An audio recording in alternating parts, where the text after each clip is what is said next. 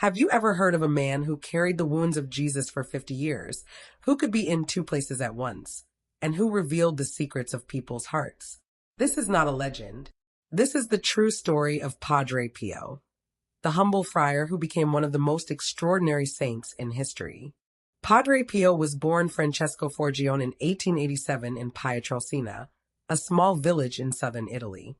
From a very young age, he was deeply devoted to prayer and experienced visions of Jesus and Mary.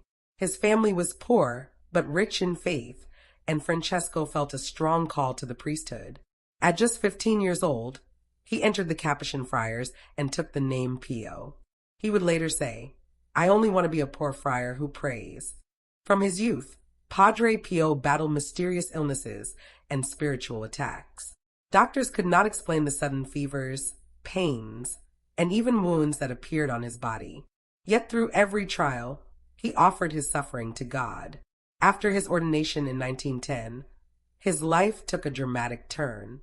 In 1918, while praying before a crucifix, Padre Pio received the stigmata, the visible wounds of Christ in his hands, feet, and side. Unlike others who bore the wounds briefly, Padre Pio carried them for the rest of his life, bleeding daily but never becoming infected. Word spread quickly. Crowds came from all over Italy and beyond to see the friar who bore the wounds of Jesus. But Padre Pio never sought fame. He spent hours, sometimes up to 16 hours a day, hearing confessions. He had the gift of reading souls, revealing sins that people had forgotten or hidden. Many left the confessional in tears, renewed and transformed. He also encouraged devotion to the Eucharist and to the Virgin Mary, famously saying, "Pray, hope, and don't worry. Worry is useless.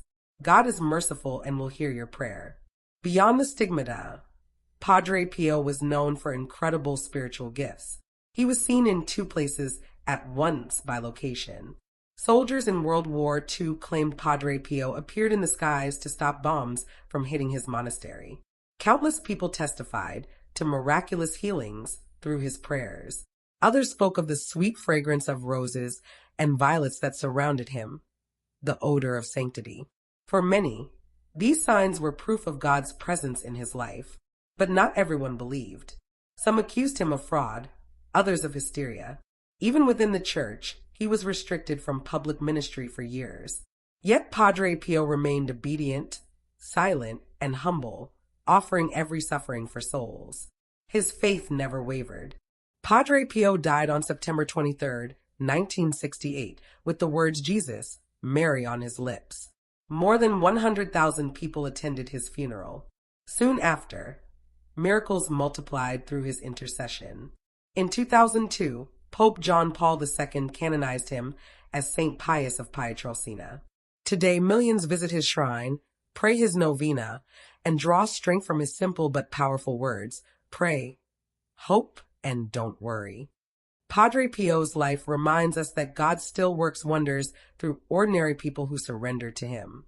What miracle do you need in your life today? Pray with the same faith Padre Pio lived and trust in God's mercy. If this story inspired you, subscribe to the Saints' Path for more powerful journeys of faith, miracles, and hope.